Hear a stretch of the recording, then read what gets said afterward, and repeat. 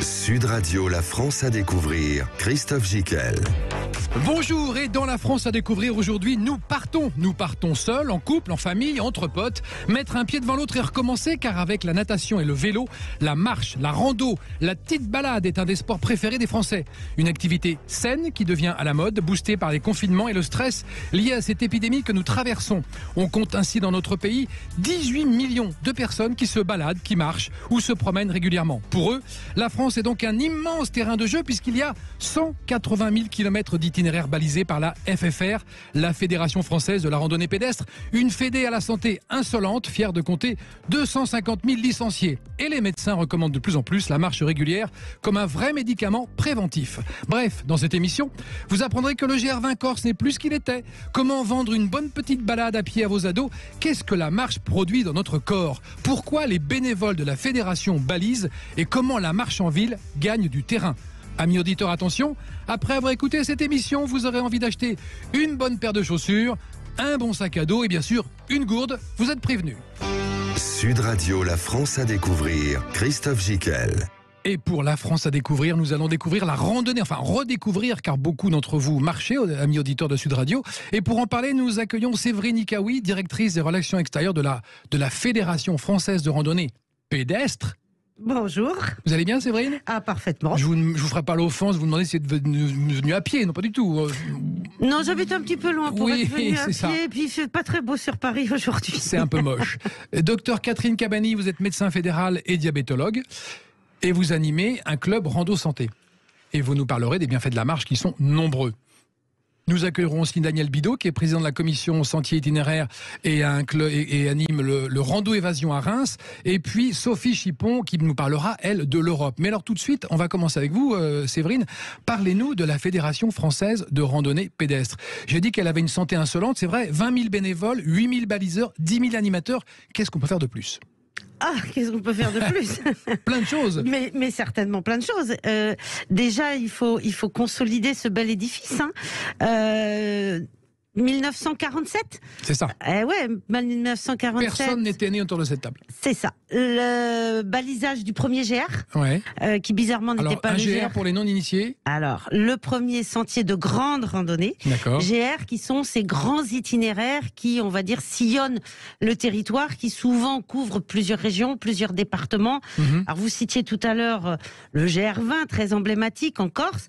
Moi, je vous parle du GR3, qui a été le premier itinéraire à être balisé Qui est où? en France, qui longe la Loire. Ah ouais, Voilà, c'est qui le longe le premier fleuve de la GR Loire. de France. Qui a été balisé.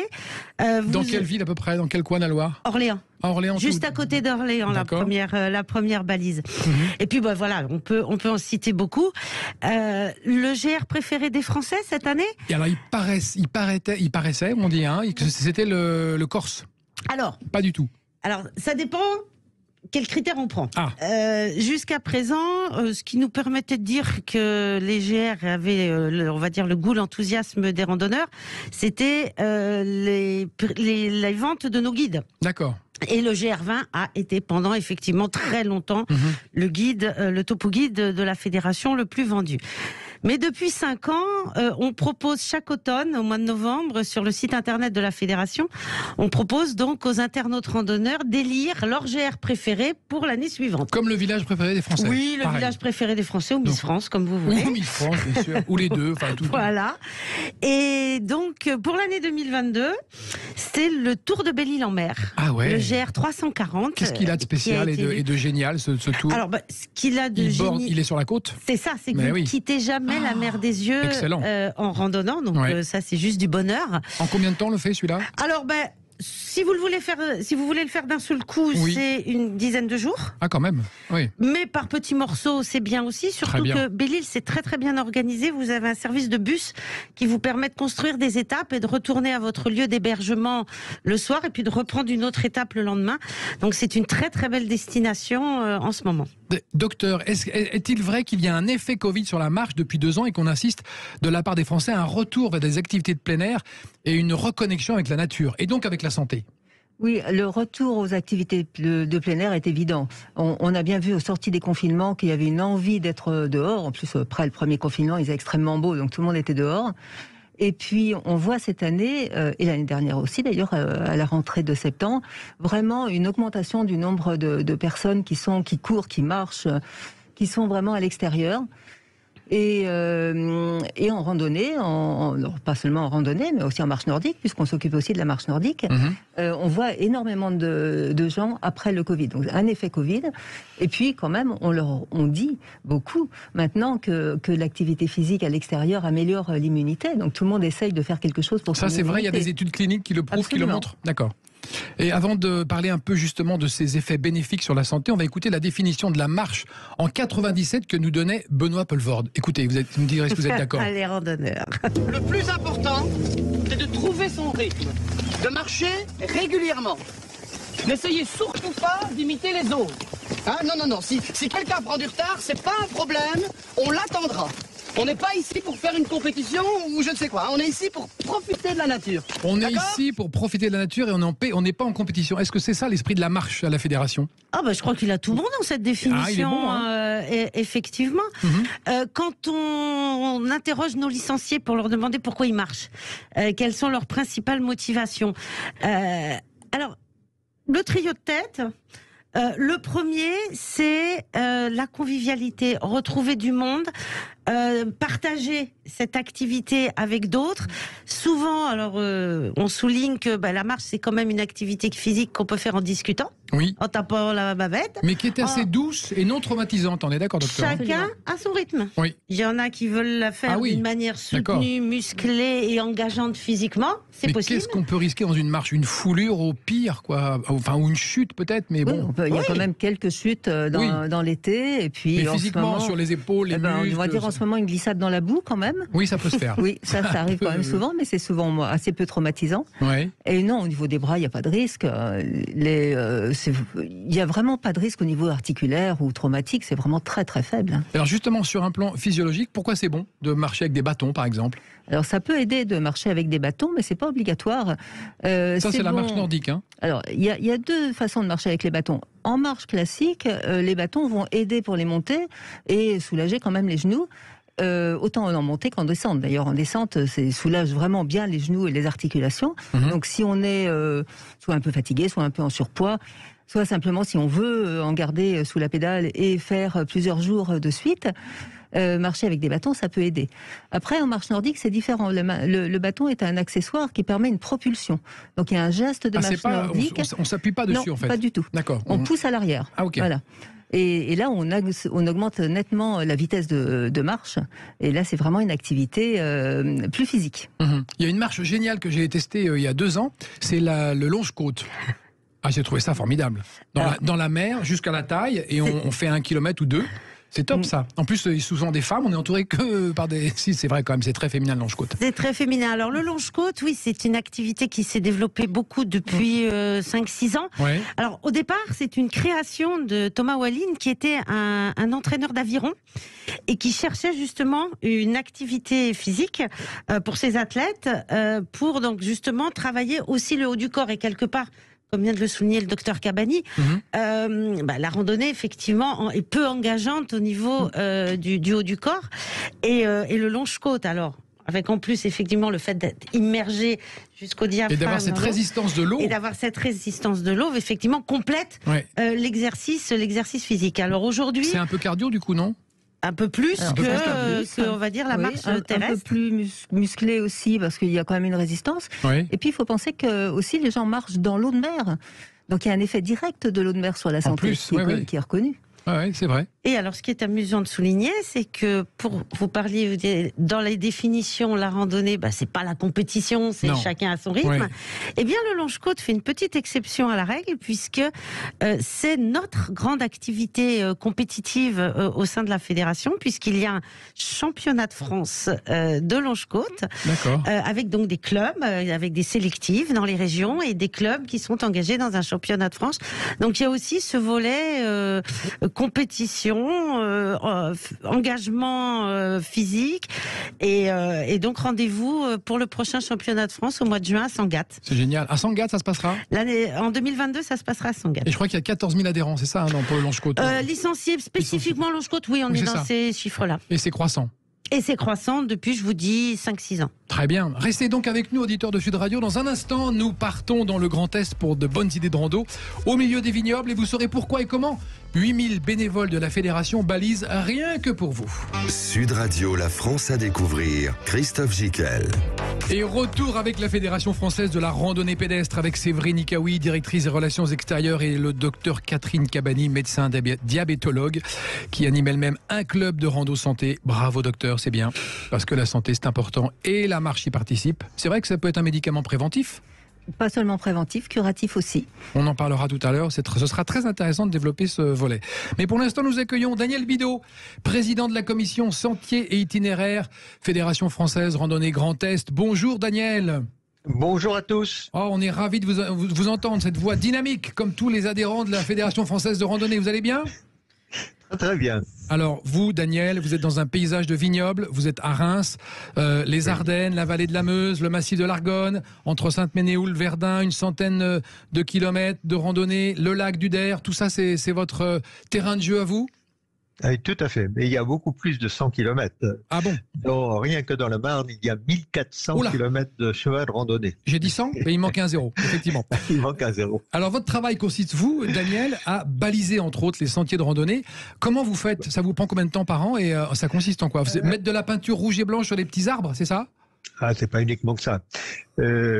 Premièrement, j'anime, en fait, 80-90 baliseurs rien que dans la Marne. D'accord. Pour les 1400 km donc de sentiers. Donc le travail consiste bien entendu à effectuer ces balises ou à mettre des balises, des plaquettes sur donc les différents supports que l'on peut trouver de telle façon en fait à guider les randonneurs. D'accord. Mais au-delà de ça, on a un rôle aussi de promotion du territoire. C'est-à-dire créer aménager le territoire et mettre en valeur le territoire par la randonnée. D'accord. Donc pour cela, on crée tout un ensemble d'itinéraires et on les valorise par des publications type TopoGuide et bientôt maintenant par le numérique. Et alors, votre métier, votre action au sein de la fédération, c'est pas seulement baliser, c'est aussi animer. Ça consiste en quoi, animer ? Moi qui suis un particulier, est-ce que je peux vous appeler pour vous demander de m'emmener sur une rando ? Comment ça se passe ? Alors, là, ici, on rentre dans le rôle d'un animateur au sein d'une association. D'accord. Alors, effectivement, je suis au sein de mon association, je suis président depuis près de 15 ans et je suis animateur depuis 20 ans. Alors, un animateur, c'est un rôle, en fait, assez complexe puisque, au préalable, il doit bien sûr préparer sa randonnée, c'est-à-dire créer l'itinéraire qu'il va faire.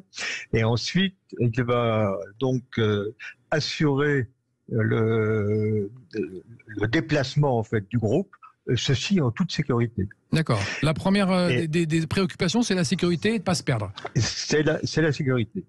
Puis ensuite, il y a la gestion du groupe. D'accord. Essayer d'avoir un maximum de convivialité, le lien social aussi qui permet justement de sortir les gens de leur individualisme. C'est des points que l'on met en avant. Et puis bien entendu, vous avez l'activité physique qui est le support et qui est donc le gage d'une bonne santé. Et est-ce que vous racontez le paysage, ce qu'on y voit, le patrimoine ? Est-ce que vous faites des blagues ? Comment ça ? Voilà. Vous animez le groupe, quoi. On anime le groupe et bien entendu, on apporte tous les conseils et toutes les informations en cours de la randonnée. D'accord. Donc, ça, c'est pourquoi il y a une préparation un petit peu plus importante pour parler du patrimoine, parler de tout ce qui est flore que l'on pourra rencontrer et puis les conseils, disons, en cours de route sur l'utilisation des bâtons, on vient d'en parler, mais aussi sur le choix d'un équipement ou d'autres choses. C'est vrai, on en discutait hors antenne avec le docteur Catherine et avec Séverine, le docteur Catherine, et avec Séverine, c'est vrai que le plus dur, c'est le premier pas, c'est d'aller se motiver pour marcher. Or là, en faisant appel à la Fédé ou à vous, une association, on est au sein d'un groupe et on s'auto-motive entre nous. On s'appelle, on dit tu viens dimanche, il pleut, viens quand même. Alors c'est ça qui est bien. Voilà, c'est un effet d'entraînement qui est en fait très fort. Il y a, au niveau des associations, il y a le bouche à oreille c'est fait. Il y a aussi au niveau de notre association, on essaye d'avoir une activité tous les jours, donc en fait avoir un planning qui est très large. Et puis ensuite, l'activité physique est mise en avant, et ceci, comme vous l'avez bien dit, c'est un effet d'entraînement. En fait, on va revoir des amis et on s'occupe un tout petit peu moins du temps. Très bien. Séverine, vous voulez ajouter quelque chose? Oui, je crois qu'il y a un autre élément qui est très important et qui est une réponse que peut apporter nos clubs et nos animateurs. C'est que, alors, je ne crois pas beaucoup me tromper en disant qu'aujourd'hui, à peu près 80% de la population vit en ville. Et que c'est vrai que aller dans la nature, on n'a pas forcément les codes, on ne sait pas comment forcément s'y prendre, on peut avoir peur de se perdre, de pas maîtriser l'orientation, de pas maîtriser les milieux qu'on traverse. Et pour ces urbains, primo pratiquants, là, comme vous le soulignez, eh bien c'est bien au sein de nos clubs et avec des gens comme Daniel, ils sont plus de 10 000 répartis sur tout le territoire, quelque part ils sont un peu les passeurs, ceux qui vont vous permettre d'y aller, quoi, et de vous sentir bien dans cet univers qui ne nous est plus familier depuis un certain nombre de générations. Parce qu'on a perdu le sens de la marche. Et il faut noter aussi qu'on peut marcher en ville, qu'il y a de nombreux sentiers de randonnée en ville, que c'est un peu la tendance du moment d'ailleurs, même chez les jeunes, enfin surtout chez les jeunes en ce moment, je trouve.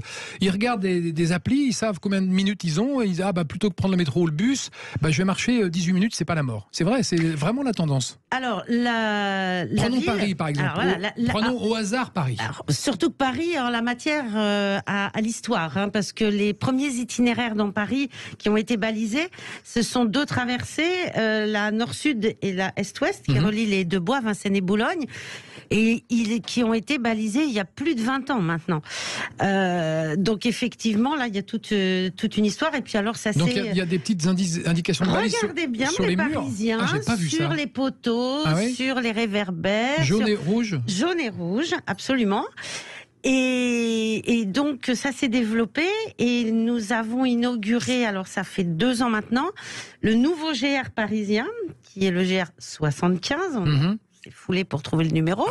C'est brillant. Mais qui fait 50 km, qui en fait fait le tour de Paris. Ça c'est bien. Et qui privilégie de passer là, sur des sites où se sont déroulés les Jeux Olympiques en 1924 il y a 100 ans. Et où se dérouleront les Jeux Olympiques en 2024. La boucle est Donc bouclée. rendez-vous aussi sur ce bel itinéraire parisien. Et on peut le faire la nuit. On peut le faire quand on veut. Le faire la nuit. La marche est libre. Absolument. Et puis, en milieu urbanisé, vous jonglez avec les transports en commun pour arriver à un endroit, repartir d'un autre. Ça permet aussi une souplesse, une facilité. Puis il se met à pleuvoir ou vous êtes fatigué, vous rentrez dans un bistrot, vous reprenez le métro. Oui. C'est quand même très agréable. Docteur, les bénéfices de la marche en milieu urbain, il faut quand même le faire, même si on sait que c'est pollué, même si on sait que c'est pas génial. Il y a la pollution, mais des études ont montré que même avec la pollution, on a un bénéfice de la marche. Sauf, alors il y a quand même un cas particulier quand on a une alerte de pollution avec les particules fines. On peut regarder les applis, on a AirParif pour nous ici à Paris, et qui nous dit effectivement quand une alerte avec des particules inférieures à 10 microns, que là il faut éviter. Alors il faut éviter pour les personnes fragiles en particulier, et aussi pour les sportifs de haut niveau qui ont tendance à travailler, à marcher ou à courir un peu trop vite. Mais autrement, en temps normal, c'est quand même plus intéressant pour la santé de marcher, même malheureusement avec la pollution. Mais comme disait Séverine, on a balisé maintenant des itinéraires où on n'est pas obligé de marcher derrière les camions. Et on a certains chemins piétons qui sont prévus justement et qui sont peut-être des fois plus courts de passer par là que de prendre la grande avenue. D'accord. Donc il faut penser à les regarder. Alors l'art du balisage, Daniel, c'est un art, n'est-ce pas? Il faut quand même faire attention où on balise, sur quoi on balise, comment on balise, quand est-ce qu'il faut rebaliser? C'était ma question. Oui, bien sûr. Oui, bien sûr, c'est tout un art, parce que c'est pas uniquement le fait de faire des balises, c'est de savoir exactement où on va les mettre. Voilà, c'est ça. C'est-à-dire on doit éviter toute pollution visuelle, c'est-à-dire mettre des balises un petit peu partout, mais il faut que le randonneur puisse la trouver là où il va chercher facilement. Combien de types de balises il y a? Les rouges et blanches, c'est GR, c'est ça? Alors voilà, il y a le rouge et blanc qui est le GR, vous avez le jaune et rouge, c'est le GR de pays, et vous avez le jaune qui sont donc les PR, petites promenades, petites randonnées. Voilà. Alors j'ai appris, Daniel, que vous, en tant que maître baliseur du Grand Est, vous êtes allé à Saint-Pierre-et-Miquelon. Qu'est-ce que vous êtes allé faire à Saint-Pierre-et-Miquelon? Mais il y avait deux missions. Il y avait d'abord apprendre donc le balisage, former donc des baliseurs au niveau de Saint-Pierre-et-Miquelon, et en même temps revoir un petit peu l'architecture des chemins de randonnée. D'accord. Donc les conseiller au niveau de l'architecture. Ils avaient déjà un chemin central, c'est ça, à Saint-Pierre? Ils avaient déjà tout un ensemble de chemins. Ils ont environ une centaine de kilomètres de chemins de randonnée, même si c'est une petite île.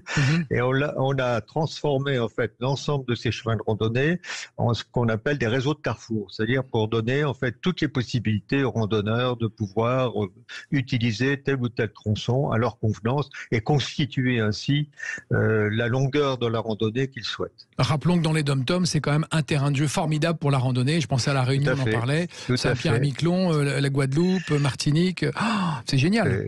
Il y a de très beaux, je connais. Nouvelle-Calédonie. Il y a un beau GR en Nouvelle-Calédonie. D'accord. Alors l'avenir du balisage, est-ce qu'il est malheureusement en train de disparaître? Parce que maintenant, avec les applis, on n'aura plus besoin d'aller voir sur les arbres s'il y a des petites marques. On va se débrouiller tout seul avec le GPS, avec tout ça. Oui, alors ça, c'est la grande polémique du moment. Bon, il est bien certain que... C'est polémique à la fédération, donc. Ça discute. Ça discute. Bon, polémiquer, non, c'est un grand mot. Disons que, voilà, il y a des perspectives, et il est bien certain que le numérique aura tendance, petit à petit, à remplacer les balises sur le terrain. Moi, je dis que dans 10 ans, le balisage, c'est mort. 10 ans. Voilà. Je pense, comme vous, une dizaine d'années, le balisage, effectivement, sera d'une autre sorte. Tout le monde sur son téléphone, bien sûr.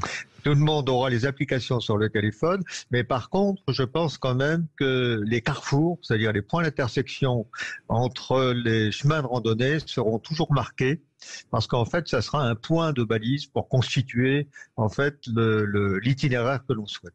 Merci beaucoup Daniel Bidault, président de la commission Sentier Itinéraire, la Fédération Randonnée Grand Est. On poursuit l'émission et on se retrouve dans un instant avec Catherine Cabani un peu plus longuement, médecin diabétologue, qui vous révélera tous les derniers secrets et bienfaits de la marche.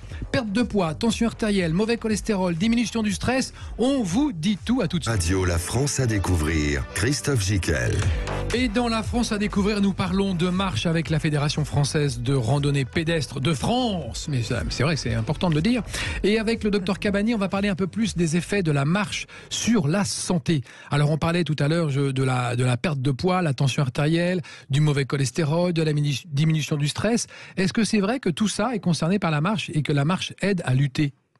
Absolument, il y a deux versants pour voir l'effet de la marche sur la santé. C'est ce qu'on appelle la prévention primaire, c'est ce que vous disiez tout à l'heure. On prévient un certain nombre de maladies, donc la prise de poids, les maladies cardiovasculaires, certains cancers, en particulier cancer du sein, cancer du côlon et cancer de la prostate sont vraiment liés à l'activité physique. On est dans la prévention primaire, et puis après ce qu'on appelle la prévention secondaire, c'est-à-dire que quand vous avez déjà la maladie, il faut s'arranger pour qu'il n'y ait pas de complications, pour le diabète par exemple. On évite les complications ou pas de récidive pour les cancers ou pour certaines maladies. Donc là, c'est ce qu'on appelle la prévention secondaire. Et la marche, toute activité physique, on va dire d'activité d'intensité modérée, a une action sur tous ces paramètres. Et physiquement, concrètement, comment on peut mesurer les effets de la marche sur le corps humain? Qu'est-ce qui se passe physiologiquement? Qu'est-ce que ça libère? Qu'est-ce que ça vient faire dans le corps, la marche? Au bout de 5 minutes, 10 minutes, une heure? Donc, au bout de 5 minutes, en général, vous avez juste un petit peu chaud, voire éventuellement les genoux qui se dérouillent et un petit peu mal. Donc c'est déjà bon pour les articulations. Voilà, mais c'est peut-être pas au bout de 5 minutes que ça fait que c'est le mieux. L'action de l'activité physique comme ça modérée et d'assez longue durée, c'est on dit sur les endorphines, c'est-à-dire sur les bonnes hormones et sur les hormones qui nous font du bien au cerveau et qui sont bons pour le moral. Et ça, tout le monde le reconnaît, même quand il pleut, on se sent bien dès qu'on marche. Déjà, comme on disait tout à l'heure, parce qu'on est avec les copains et qu'il y a la convivialité qui joue joue énormément, mais aussi le fait de se mettre en mouvement, d'augmenter la circulation. Dans le temps, on disait ça fait circuler le sang. Il n'y a pas, c'est tout à fait ça. Donc ça fait circuler le sang dans le cerveau aussi, dans les artères, et puis dans tous les organes. Donc le système cardiovasculaire et puis les organes les vaisseaux qui vont irriguer les glandes, et donc on va avoir une stimulation d'un certain nombre d'hormones. D'accord, donc c'est plutôt bénéfique, c'est quelque chose qu'il faut faire. On recommande une demi-heure par... Alors une demi-heure, c'est le minimum vital, minimum syndical, ça c'est obligatoire. N'allons pas plus bas. En dessous, c'est vraiment pas possible, c'est vraiment limite. Après, on recommande bien sûr d'en faire beaucoup plus, de faire des marches d'1 heure, des promenades de 2 heures et des randonnées de toute la journée quand on peut, aussi souvent qu'on peut. Est-ce que la marche sur mon tapis dans mon salon, ça marche aussi ? Alors ça marche aussi, sauf que vous n'allez pas avoir la convivialité, vous n'aurez pas le grand air, l'air pur, vous n'aurez pas l'effet des essences des arbres dans la forêt. Vous n'aurez pas la lumière qui va jouer sur la vitamine D, et puis vous n'aurez pas tous les petits dénivelés, toutes les pierres qu'il va falloir sur lesquelles vous allez travailler la proprioception, c'est-à-dire votre équilibre. La proprioception. Voilà, c'est-à-dire le fait que quand on met le pied sur un caillou ou sur une pierre, on ne se casse pas la figure immédiatement. Tout de suite, on se corrige. Parce que le corps corrige. Oui. Donc ça, c'est vraiment un travail d'équilibre qui est important. Donc tout ça, vous ne l'avez pas sur un tapis de marche. Mais c'est vrai que quand on ne peut pas faire autrement, quand on avait les confinements, quand il y a des personnes qui ont qu'une heure et puis qui ne peuvent pas sortir, c'est aussi un complément qui peut être intéressant. Moi, je dirais que c'est un entraînement à pouvoir faire la randonnée après. C'est vrai. Alors, parlez-nous de ce concept qui commence à fleurir un peu partout, qui est le travail en marchant. Vous êtes favorable, évidemment, vous l'encouragez. Voilà, absolument. Le travail en marchant, donc ça ne veut pas dire marcher sur un tapis de course pendant qu'on fait les réunions, mais on peut tout à fait, d'abord, tout seul travailler en marchant dans le parc à côté du bureau ou à côté de sa maison. C'est-à-dire... Ou faire des réunions dans le parc. Au lieu de dire on va se voir dans la salle B12, on va tous au parc. Tout seul, méditer, préparer un article, préparer votre prochaine émission de radio, tout ça on peut le faire tout seul. Et puis, on n'est pas obligé de prendre des notes, on travaille sa mémoire et on écrit en rentrant. Et puis, bien sûr, faire des réunions à 2 ou à 3, en allant marcher dans le parc d'à côté, marcher 1 heure, c'est aussi efficace, on n'a pas besoin obligatoirement de prendre des notes. On peut tout à fait enregistrer quelques mémos sur un téléphone. Maintenant, tout le monde fait ça. Et ça, c'est une tendance dans les entreprises qui commence à fleurir en France. On pense que le fait de marcher quand même avec cette amélioration de la circulation à la fois cérébrale et puis le fait d'avoir de faire de l'exercice quand même améliore l'efficience. On est quand même plus efficace pour ces réunions. Percutant. Absolument. Et maintenant, il faut juste faire passer ça pour faire accepter qu'on va pas se promener et fumer une cigarette, on va marcher. Et on va quand même travailler pendant 7 heures. Séverine, comment on peut motiver des adolescents à marcher ? Parce que pour eux, la marche, c'est pas sympa, c'est nul. Oh, c'est nul quand c'est papa et maman qui ont décidé de où il fallait aller et avec qui. Par contre... Je vois que vous connaissez bien le milieu ado. Ouais, c'est ça. Il y a du vécu, cher monsieur. C'est ça, je vois bien. Non, après, il y a des jeunes qui marchent. Il y a beaucoup de jeunes qui marchent. Aller en montagne l'été, vous allez croiser des jeunes gens entre 18 et 25-26 ans. Alors par contre, eux ont une approche un peu différente. Déjà, c'est souvent sur des itinéraires un petit peu engagés. GR10 dans les Pyrénées, par exemple. C'est avec une bande de copains de son âge avec qui on a envie de partager une aventure. C'est le bivouac. Voilà, c'est ça. C'est une autre approche. Et puis aux parents aussi, de leur donner des challenges ou des envies. Et des espaces. Des espaces, c'est ça. Vas-y. Tiens, va grimper sur le rocher là-bas en 2 secondes. Allez, je chronomètre. Voilà. Et donc, en fait... Il y a une question de perception. Je pense qu'il y a effectivement beaucoup de jeunes qui marchent, on n'en parle pas beaucoup, mais si vous demandez à l'UCPA, qui est quand même le grand spécialiste des séjours sportifs pour jeunes... c'est un peu votre concurrent, l'UCPA ? Non, pas du tout. Pas du tout. Non. Pas du tout. On n'est pas du tout sur les mêmes créneaux et on propose pas du tout le même type d'approche, mais eux vous disent que chez les 15-25 ans, la randonnée pédestre est la 3e demande de pratique sportive. Donc si les jeunes marchent, pas comme les plus vieux. Non, c'est vrai. Est-ce que dans le milieu médical, il y a des vertus réparatrices de la marche sur la protège de la hanche, du genou? Parce d'habitude, on aurait tendance à penser que quand on se fait opérer de la hanche ou du genou, il ne faut plus bouger. Alors non, au contraire, il y a une vertu plutôt de récupération. C'est-à-dire que la prothèse de hanche, c'est quelque chose qui se fait de façon facile, où en général, il n'y a pas de séjour en rééducation après, et on demande aux gens simplement de se lever et de marcher. On peut remarcher assez vite après d'ailleurs? Absolument, et même immédiatement, en général, dès le deuxième jour. D'accord. Pour la prothèse de genou, c'est peut-être un petit peu plus compliqué. Le genou est une articulation très complexe. Donc, on demande aux gens de faire de la rééducation chez un kiné et nous, on passe après la kiné. Une fois que le kiné a donné le feu vert, dit ça y est, c'est rééduqué, maintenant vous allez marcher pour continuer de refaire la musculature. Et on parlait des vertus curatives aussi. Quelles sont-elles? Dans quel genre de maladie? Alors, dans beaucoup de maladies, on peut avoir un effet. Bon, en premier, je dirais sur le diabète, parce que là, c'est vraiment typique et puis c'est reconnu. Ça veut dire que quand on marche, on voit le taux de diabète? Là, c'est immédiat. Quand on disait tout à l'heure, qu'est-ce qu'on a comme effet? Alors, c'est pas dans les 5 minutes, mais dans les 2 heures, les patients diabétiques ont l'habitude de mesurer leur glycémie au bout du doigt. Et ils le voient vraiment toujours au retour de la randonnée et pendant les heures qui suivent. Bon, s'ils n'ont pas grignoté tout le temps pendant la marche, évidemment, mais c'est vraiment typique et c'est très important, au point qu'il faut souvent modifier les médicaments avant la marche et pendant. D'accord. Surtout quand c'est les premières fois et qu'ils ne sont pas entraînés. Donc là, c'est mesurable, on le voit, on a un chiffre. C'est l'insuline qui baisse, qui monte. C'est la glycémie qui baisse. Glycémie qui baisse, d'accord.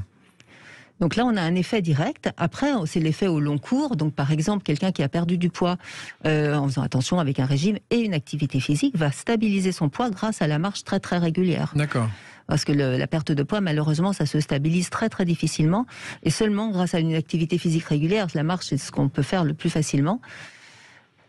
Et je sais que ça peut aussi faire baisser la tension nerveuse, que je l'ai mesuré sur moi-même. Voilà. La tension artérielle. Par la baisse de la tension nerveuse, justement. C'est vrai. Et donc là, je vous parlais tout à l'heure des effets sur certaines hormones. Donc là, sur la surrénale, on va avoir un effet de diminution du stress. La glande surrénale étant la glande du stress qui fabrique du cortisol et de l'adrénaline. Donc ça, c'est pareil, c'est des effets qui ont été mesurés, sur la tension. Cliniques. Absolument. Bon, il y a énormément d'études cliniques qui ont montré l'effet sur la tension artérielle, sur la glycémie bien sûr, sur le stress. Est-ce que la marche est contre-indiquée à un moment donné? Alors oui, quand même, il y a une contre-indication qui est une maladie aiguë, une maladie infectieuse aiguë. Quand vous êtes malade, vous avez de la fièvre, vous n'allez pas marcher comme vous allez faire aucune activité physique, vous n'allez pas nager non plus, ni pédaler. Il faut laisser le corps se réparer. Et il y a des recommandations des cardiologues du sport qui demandent de ne pas faire d'activité physique pendant une infection et dans les jours qui suivent. Donc la marche en fait partie, bien sûr. Et dans les marches nordiques, marche en raquette, longe-côte, marche classique, quelle est la plus sportive ou celle qui demande le plus d'engagement? Alors là, ça dépend vraiment du terrain. La marche en raquette, si c'est en montagne alpine, ça demande énormément d'engagement. Et puis il y a aussi la lutte contre le froid. Il y a le dénivelé qui peut être important. Là, il peut y avoir un danger. Bon, le longe-côte demande de l'engagement physique, bien sûr. Mais bon, par définition, c'est toujours la même altitude. Et la marche nordique, c'est vraiment une épreuve d'athlétisme avec une marche qui va de 6 à 10 km/h pour ceux qui vont vite. Et donc là, c'est une marche, mais c'est une marche encadrée, c'est-à-dire que ça va durer 3 heures avec un échauffement, des étirements à la fin et un corps de séance qui dure pas plus de 2 heures. C'est pas de la promenade, c'est un peu différent. Et quand on marche en loisir comme ça, est-ce qu'on doit surveiller son souffle, adapter son souffle à sa marche ou ça se fait naturellement? Il n'y a pas besoin de... Normalement, ça se fait naturellement. Maintenant, c'est vrai qu'il y a des gens qui ne savent pas respirer. Donc, on essaye. Les animateurs peuvent c'est aussi le rôle des animateurs, ça. Alors, ça peut être un rôle d'aider quelqu'un qui ne sait pas respirer, qui se retrouve essoufflé dès qu'il a monté 50 mètres de dénivelé. Donc, de caler son souffle sur son pas. Et ça permet d'aller beaucoup plus loin, oui. Et surtout de ne pas parler, parce que qu'est-ce que les gens parlent en marchant, hein, Alors c'est quand même très intéressant de parler, parce que la marche est une activité physique modérée, moyennement intense, et la définition, c'est qu'on peut parler, justement, pendant... Ça ne coupe pas le souffle. Voilà. Et on apprend aux animateurs qui n'ont même pas besoin de se retourner, et quand ça parle plus derrière, c'est soit qu'ils les ont lâchés et qu'ils ont derrière ils ont oublié de tourner, soit que ça monte trop. Ah ouais, et là, ils sont trop fatigués. vite. Ah ouais, voilà. C'est ça, d'accord. Un dernier petit point sur la marche au Dax. C'est quoi la marche au Dax? Bon, Alors, la marche au Dax, c'est une discipline, en fait, c'est... Sportive. Ah, oui, Ultra puisque sportive. c'est ça, c'est 6 km/h, c'est marcher à 6 km/h, sachant que vous et moi, normalement, on marche à peu près à 4 km/h sur un terrain, on va dire, non accidenté et pas avec des dénivelés importants.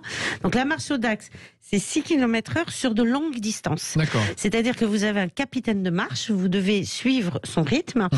Et les marches au Dax, c'est entre 25 et plus de 100 km.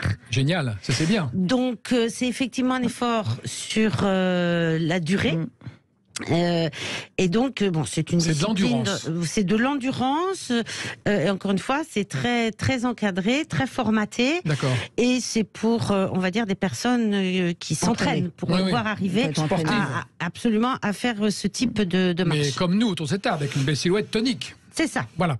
Dans un instant, on va continuer, chers auditeurs de Sud Radio, à parler de marche et on va découvrir de nouveaux sentiers de randonnée. On parlera de l'Allemagne, de la Roumanie, de l'Italie, du Monténégro. Et vous saurez tout des tendances rando en Europe pour 2022 avec la Fédération française de randonnée pédestre. Sud Radio, la France à découvrir. Christophe Gickel. Et nous sommes toujours en train de parler de la randonnée avec la Fédération française de randonnée pédestre, le docteur Cabani. Nous avons écouté Daniel Bidot et nous avons également sur le plateau Séverine Ikaoui. Nous allons accueillir dans quelques instants Sophie Chippon qui nous parlera de l'Europe et de la marche en Europe. Mais auparavant, on va juste parler un petit peu de la rando santé que vous animez, docteur. Oui, alors la rando santé a été créée en 2010 pour offrir la randonnée à tout le monde. Et on vient de vous parler de la marche au Dax. Donc là, c'est vraiment les grands sportifs qui font des marches rapides. Et puis, à l'opposé, la rando santé, c'est justement pour les personnes, je disais tout à l'heure, en prévention secondaire, c'est-à-dire qui ont déjà des maladies ou simplement qui sont pas capables de faire 10, 15 ou 20 km, mais qui veulent quand même suivre les conseils de leur médecin et faire de la marche. Les personnes qui sont déjà malades ou qui ont des capacités physiques réduites doivent être encadrées. Et souvent, ils ne font pas de la marche, alors que leur médecin leur dit qu'il faut faire de la marche. Mais ils ne font pas parce qu'ils n'osent pas sortir tout seuls. D'accord. Ils n'osent pas... ils ont peur d'avoir un malaise, ils ont peur de se blesser. Et donc, on a créé la rando santé. Donc, on a des animateurs, comme vous a parlé Daniel tout à l'heure, mais qui ont une formation supplémentaire santé et qui vont encadrer ces petits groupes de personnes en rando santé. Donc, c'est des randonnées qui durent en moyenne de 2 à 3 heures. Là, on disait tout à l'heure qu'on marche à 4 km/h. Alors là, on est plutôt dans les 2-3 km/h maximum. C'est plus soft. Mais ça permet vraiment à tout le monde de suivre. Et il faut penser que l'effet physique est aussi important chez ces personnes qui ne sont pas capables de faire 20 km. Mais du coup, en faisant 5 ou 6, on est dans les 6 à 8 km, on va dire, on rend le même effet sur leur santé que d'autres personnes plus entraînées qui vont faire 20 km. D'accord. Parce qu'ils ne sont pas entraînés. Donc on a des groupes qui sont extrêmement variés au niveau des pathologies. En général, l'animateur ne connaît pas les pathologies de ses pratiquants. Et puis, en plus de la convivialité, il y a l'effet d'oublier la maladie. Les gens y vont, et on a vu en rando santé, on a été les premiers à redémarrer après les confinements, parce que vraiment, c'était des gens qui n'osaient pas sortir tout seuls et qui là attendaient que ça, de ressortir avec leur groupe, leur club de rando santé. Voilà. Et puis d'oublier, quand on est malade, on pense un peu à sa maladie, et là, ils sont tous ensemble et ils parlent d'autre chose que de maladie. D'accord, très bien. Séverine, votre coup de cœur du moment sur un GR comme ça, au débeauté? Parce qu'on parle du GR20 Corse, mais vraiment votre coup de cœur à vous là. Alors, j'en ai beaucoup. Alors, pour sélectionner, je vais prendre le dernier sur lequel je suis allée. Oui. C'était aux vacances de la Toussaint dernier. C'était le GR34 en Bretagne, entre le Cap Fréhel et Saint-Malo. D'accord. C'est une côte que je trouve absolument magnifique. Sublime. Et donc, voilà, c'est peut-être pas mon coup de cœur, mais c'est le dernier qui m'a laissé des très belles images. Et vous, docteur? Alors moi, j'ai tendance à être toujours un peu sur le GR5 et les variantes du GR5 qui va des Alpes à la Méditerranée. D'accord. Et toutes les variantes qui font, où les paysages changent depuis les Alpes, le Jura, et puis après toute la partie sud. Donc j'aime beaucoup ces régions très boisées et très vertes. Et vous ne me parlez pas du GR738 ? Comment ça se fait ? Je le connais bien, celui-là, au-dessus de Grenoble. Alors pour le coup, celui-là, c'est plutôt pour personnes sportives et entraînées. Bravo, si vous le pratiquez. Alors, je l'ai pratiqué par petits bouts. C'est une bonne approche. Non mais c'est bien, c'est bien. C'est un des derniers qui a été créé et balisé effectivement, et d'aucuns disent que c'est un vrai concurrent justement sur le volet sportif du GR20 en Corse. Et la randonnée en ville, il existe un baromètre des villes marchables, j'ai vu sur votre site internet, d'ailleurs on rappelle l'adresse du site ffrandonnée.fr, où il faut aller, où on trouve les informations sur Rando Santé. Et notamment les clubs qui proposent la Rando Santé que vient d'expliquer le docteur Cabani. Alors j'ai envie de dire que la fédération se réveille enfin et prend enfin en compte la marche dans les villes avec une application et ne se laisse plus détrôner par les bicyclettes, les trottinettes. Ça y est, elle prend sa place.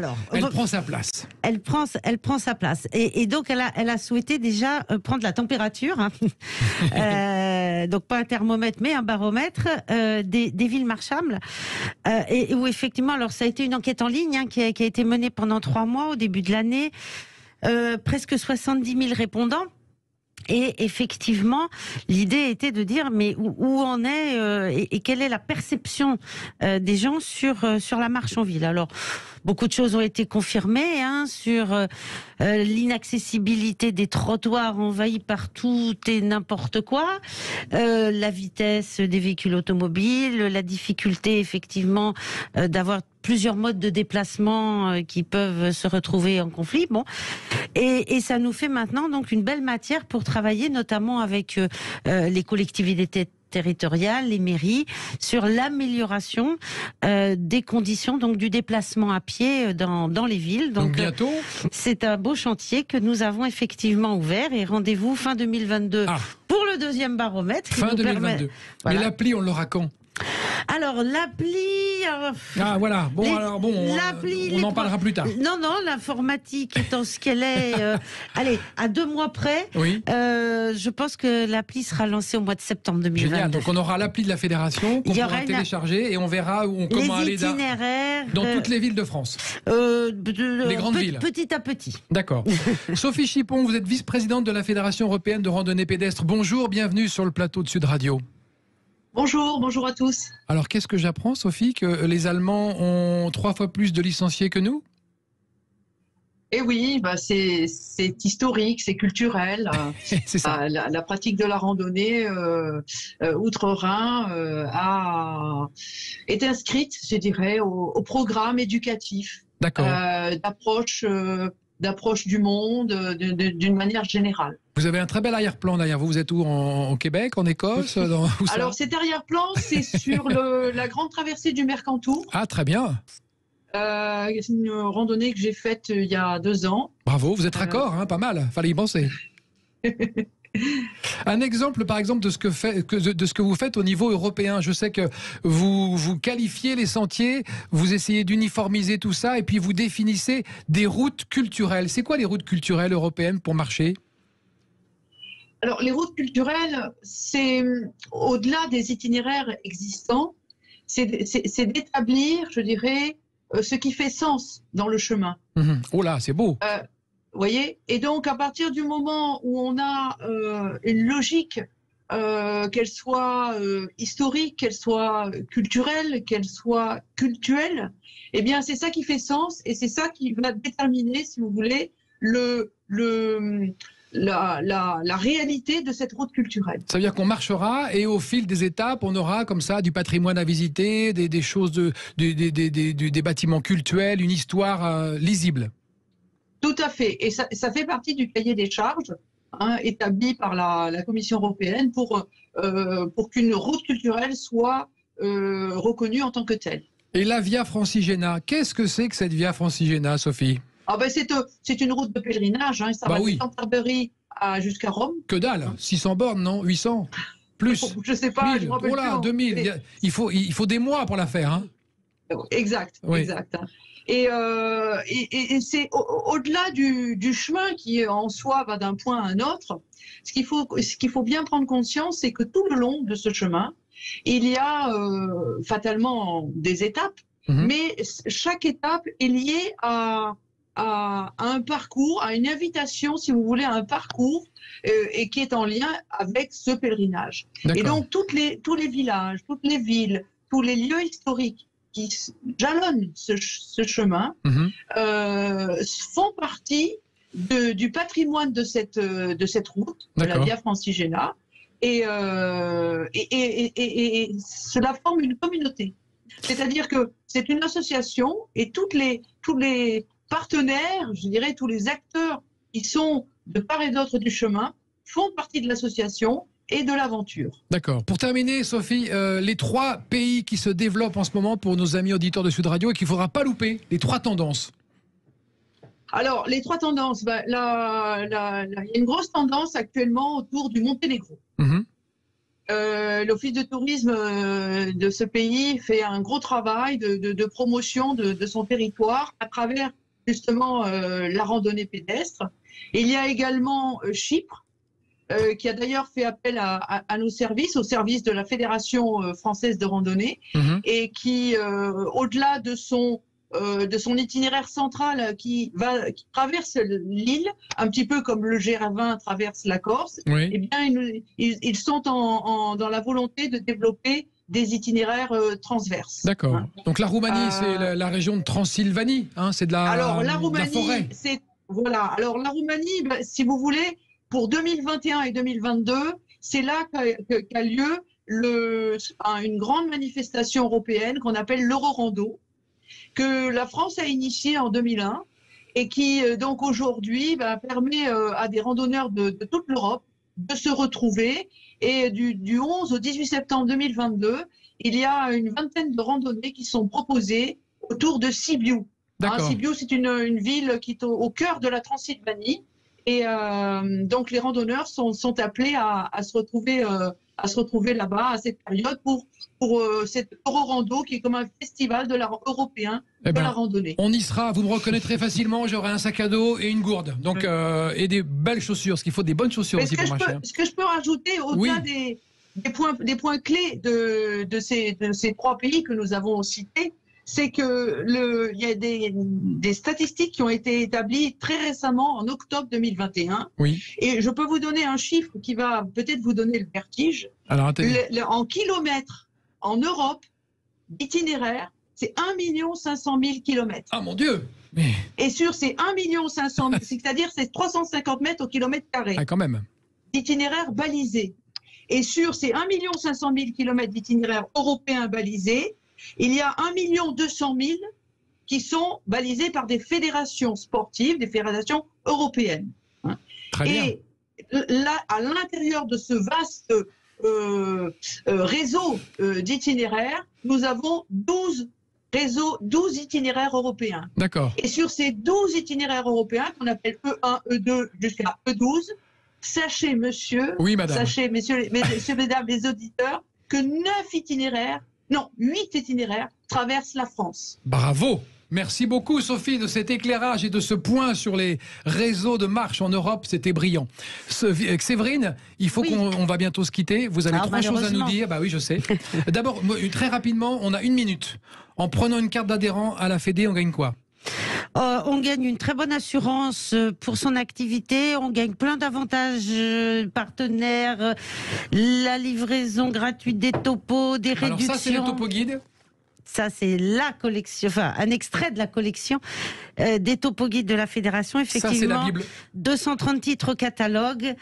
Rendez-vous sur ffrandonnée.fr pour tous les découvrir. Et puis on notera également votre magazine trimestriel. Abonnez-vous, Passion Rando, tous les trimestres, plein d'idées, plein de conseils pour découvrir de nouveaux itinéraires. Très bien, et les 3 messages que vous voulez faire passer, il vous reste 29 secondes. Alors, rejoignez la Fédé de 3 façons. Rejoignez un club, venez randonner avec des potes encadrés par des animateurs formés et compétents.